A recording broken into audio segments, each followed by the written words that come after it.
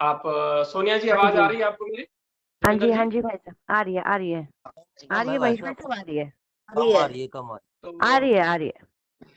आधे कोविड के घंटे बारे का। में आप सब लोग मैं हाँ। थोड़ा सा हल्का सा परिचय दे देता हूँ। कोविड जो वायरस बैक्टीरिया वगैरह जो होते हैं, ये हमारे जो शरीर में, दरअसल बैक्टीरिया वायरस दो तरह के, एक तो हमारे जो बॉडी को या हमको हानि पहुंचाते हैं, एक हमको जो है हमारे बॉडी में रहते भी हैं।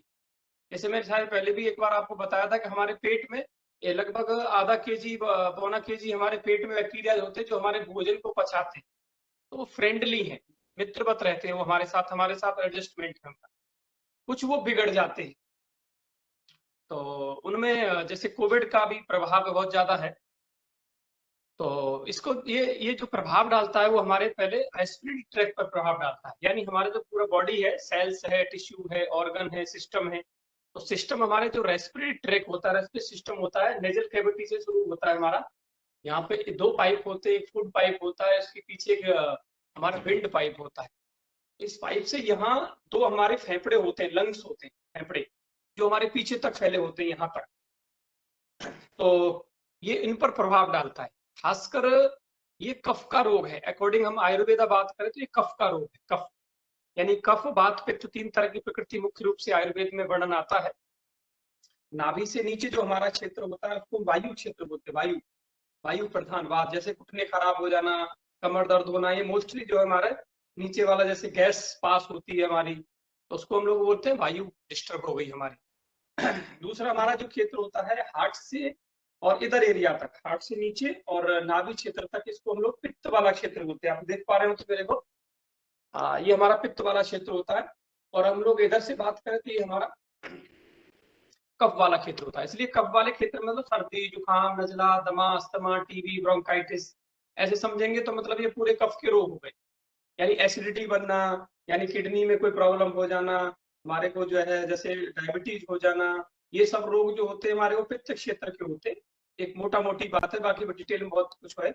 और जैसे नीचे घुटने जैसे को दर्द, ज्यादा बॉडी में दर्द वगैरह होना, तो मतलब वायु डिस्टर्ब है उसकी। तो कुल मिला के हमको समझ में आ गया कि हमारा ये कफ का रोग है।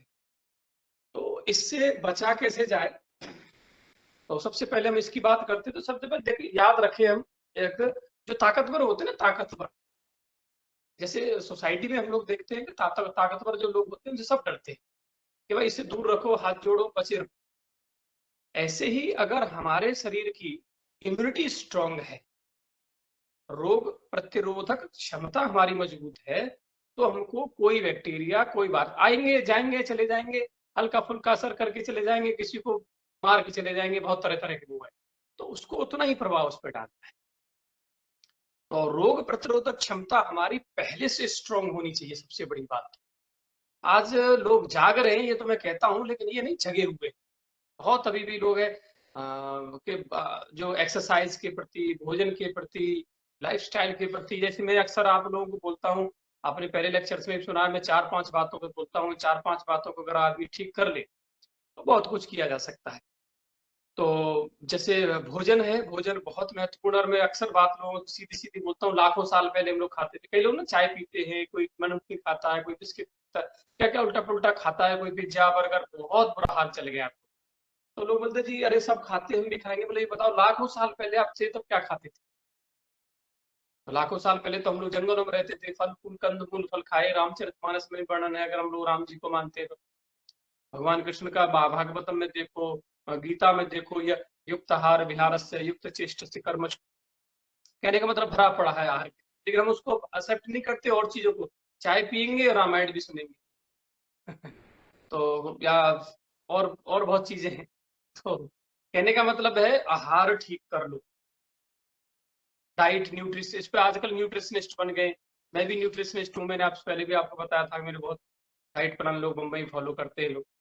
तो डाइट और न्यूट्रिशन का आप ध्यान रखो, भोजन ठीक रखो, पहली चीज फर्स्ट। ये 80% रेस्पॉन्सिबल मानता हूँ मैं इसको।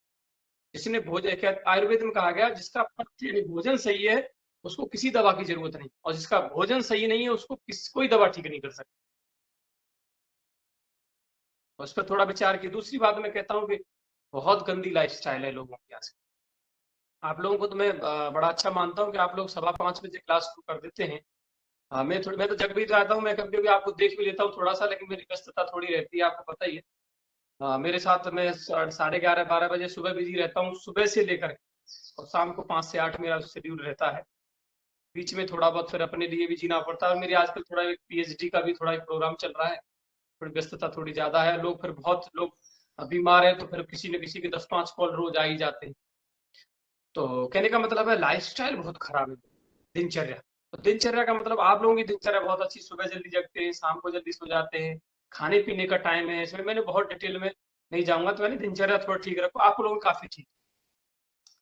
तीसरी चीज मैं कहता हूँ व्यायाम, योग, एक्सरसाइज, बहुत सारे तरीके से मैंने बहुत बार आप लोगों को कहा है कि कम से कम 1 घंटे 24 घंटे में अपने लिए निकालें, कम से कम। तो अगर आप 1 घंटा निकालेंगे तो दी बेस्ट है। देखो, कई लोग कहते हैं नहीं जी हम तो क्रिकेट खेलते हैं, वॉलीबॉल खेलते हैं, वॉकिंग करते हैं। मैंने बैडमिंटन खेलने वालों के घुटने खराब होते देखे हैं, मेरे पास आते हैं, बोले जी क्या घुटने खराब हो, किससे बैडमिंटन से खराब खेले। दौड़, एक मिनट कुछ गड़बड़ ना हो जाए, मुझे कुछ फोन में कोई प्रॉब्लम आ रही है शायद। आपको आवाज आ रही है? आ रही है भाई आ साहब, रही आ रही है। आ रही आ है रही आ है, रही है। आ रही है, क्लियर है। जी जी जी, घुटने खराब हो जाते हैं लोगों के, बोले जी बैडमिंटन खेलने से खराब हो गए। कई लोग ना 5-5 10-10 किलोमीटर दौड़ रहे होते हैं, मैं देखा बीच पे, तो बोले जी उनको पता ही नहीं कैसे दौड़ना चाहिए, कैसे वॉकिंग करना चाहिए, लोग बस करे जा रहे हैं सब। ठीक। तो कहने का मतलब है योग हमारा बेस्ट है, आप अभी लोग योग कर रहे हो, कोई बेस्ट। पूरा टेप कर ले आज का, ये आपका प्रोग्राम कोई टेप कर रहा हो। कोड हो रहा है मैडम, हो रहा है। Okay, thank you. जी जी। तो कहने का मतलब आप थोड़ा सुनिए मेरे को, फिर थोड़ा सा टॉपिक पे ना चला जाए। तो कहने का मतलब है कि हम लोग योग ही क्यों करें, तो इसमें मतलब मैं घंटों बोल सकता हूँ, मेरे सेमिनार्स वर्कशॉप में लोग बोलता हूँ कि योग ही क्यों करें, हम तो बैडमिंटन खेलेंगे, हम तो क्रिकेट खेलेंगे, हम तो वॉलीबॉल खेलेंगे, हम तो वॉकिंग करेंगे, हम तो रनिंग करेंगे, हम तो जिम जाएंगे, there are so many options, अनेक options. Yoga is the best. उस पर भी कभी हमारा कोई होगा, कोई वर्कशॉप वगैरह कभी होगी, तो मैं बताऊंगा योग ही क्यों करें।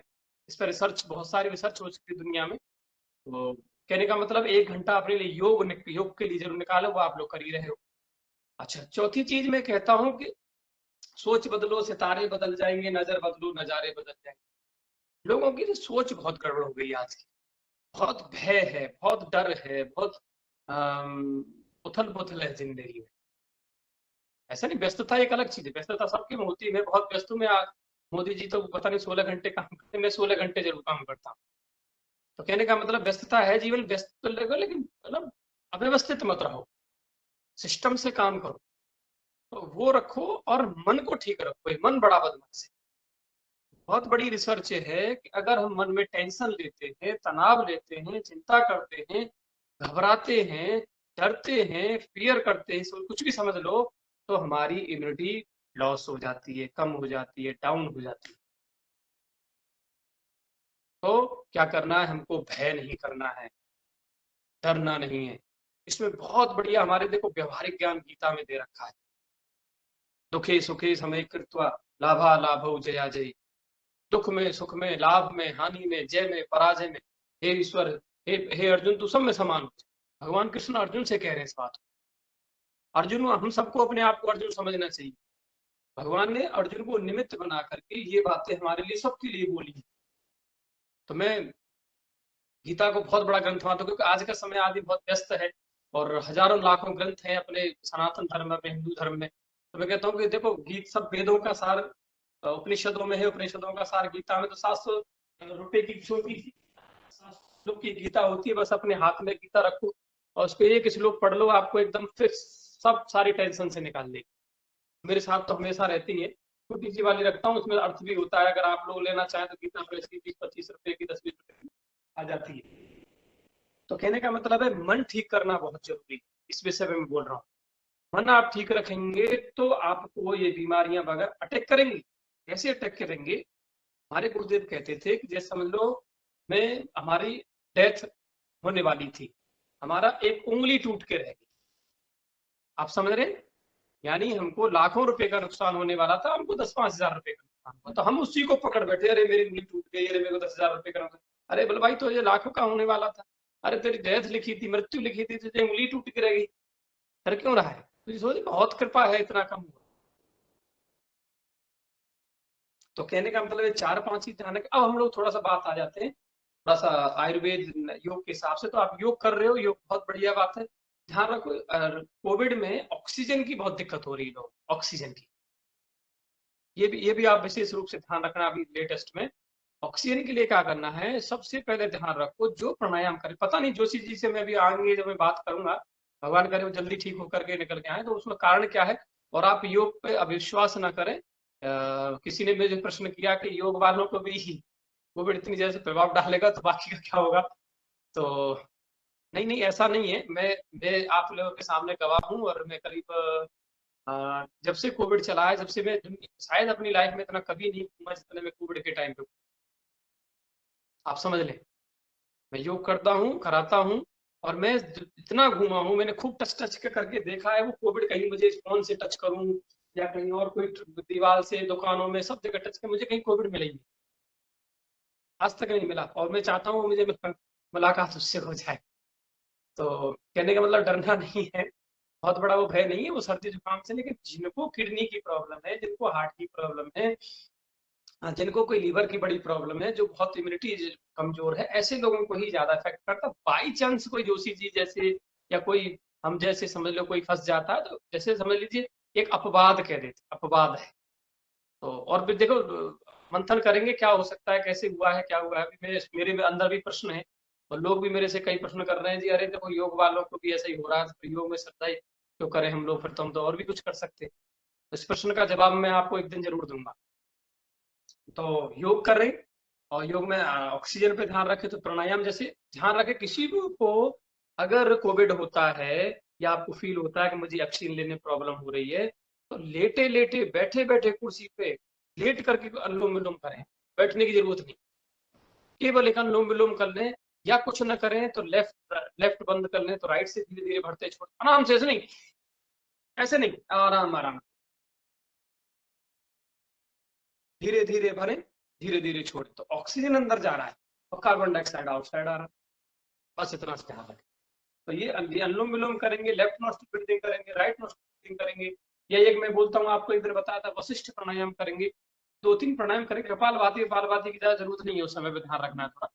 इतना करेंगे तो आपका ऑक्सीजन का लेवल कम नहीं होगा, और थोड़ा होगा भी तो वो बैलेंस कर लेंगे, आप मैनेज कर लेंगे। अच्छा, एक बात आती है, बुखार लोगों को हो रहा है, इसमें बुखार फीवर है, तो ध्यान रखें फीवर जो है बॉडी में जब आता है, मेरे को जब भी फीवर आता है मैं कोई दवा नहीं लेता। पहले सुन लो, मैंने अपने आप एक्सपेरिमेंट किए हैं, तब आप लोगों को बता रहा हूँ। फीवर जब होता है तो हो क्यों रहा है फीवर, पहले इसका मैकेनिज्म समझो।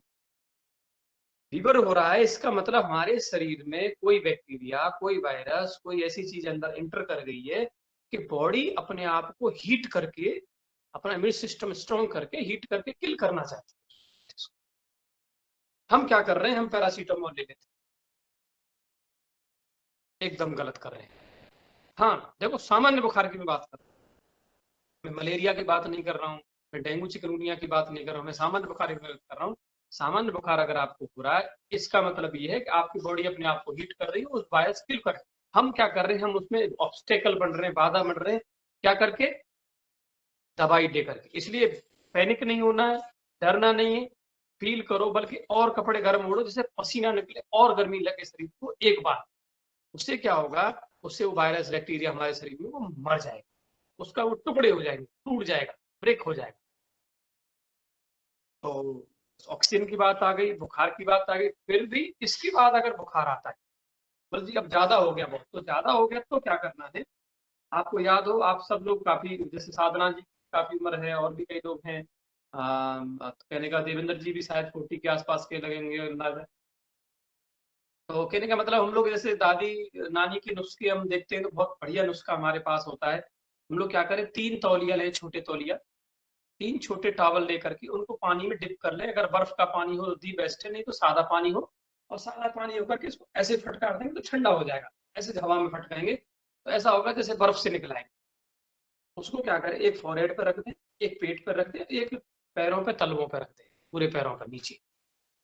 ऐसा हम करेंगे, आप देखेंगे ज्यादा तेज वाले 104 105 वाली चला गया। बेफिक्र रहिए, मुझे फोन लगाइए अगर